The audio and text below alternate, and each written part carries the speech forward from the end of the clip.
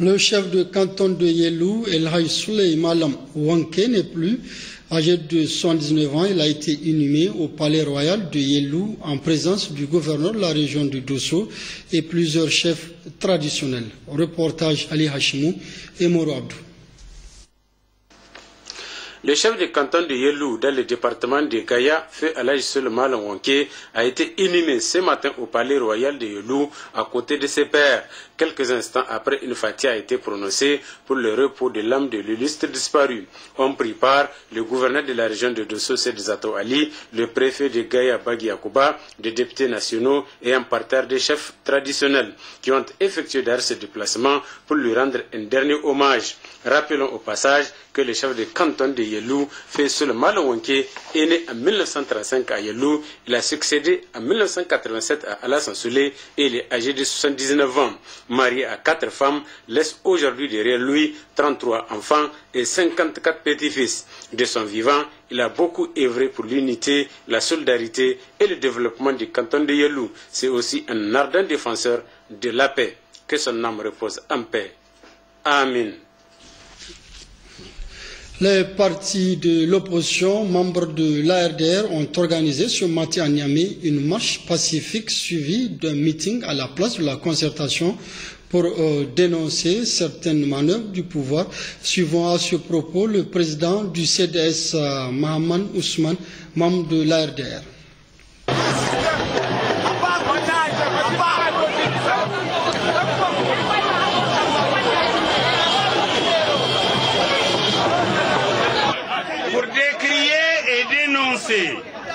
Les basses manœuvres du régime de Issoufou Mahamadou en seulement 3 ans de pouvoir, qui ont notamment pour nom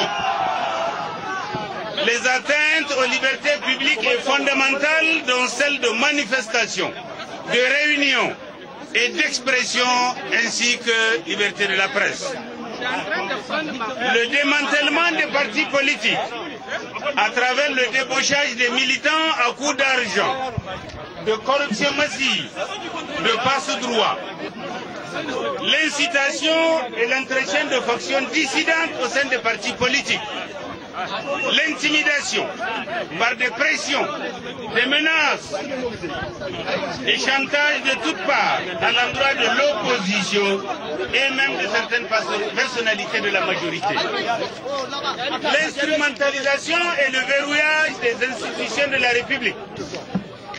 La caporalisation des médias d'État et la mainmise sur certains médias privés dans le seul dessein de servir le parti de Issoufou Mahamadou ainsi que ses suppôts inconditionnels. Et tout cela en violation flagrante des lois et règlements régissant le secteur de la communication et celui du Conseil supérieur de la communication. Les tentatives d'instrumentalisation de l'appareil judiciaire et des services de sécurité conjuguées à l'entretien d'une psychose sécuritaire sans précédent, le reniement des valeurs de la démocratie et de la République, notamment à travers la banalisation du Conseil de la République, ainsi que le retrait du dispositif de sécurité du président de l'Assemblée nationale en exercice. En sport, la Ligue régionale de cyclisme a organisé ce matin une course, la première du genre depuis la prise de fonction de cette Ligue de cyclisme. 27 coureurs sur Razak Amadou et Zikir Ali. Top de départ, le siège de la BOAD, rond-point commissariat central, rond-point 6e, en passant par le rond-point Wadata, l'échangeur, le rond-point Château 8, arrivée place Toumo. Tel est brièvement le circuit de cette course qui a enregistré 27 cyclistes sur une distance de 20 km dans la ville de Niamey. Malgré le manque de compétition, les cyclistes ont pu, tant bien que mal, à parcourir les artères de la capitale avec une certaine aisance, comme nous le confirme Ibrahim Arzouma, qui a su en 40 minutes 29 secondes surclasser ses 26 autres adversaires. Faisal Sadou en deuxième position, suivi de Boubacar Soumana qui occupe la 3e place en 40 minutes 37 secondes. Bon, la course, ça a été un peu facile parce que déjà, comme il n'y a pas assez de sécurité sur la route, on a prévu de rouler doucement.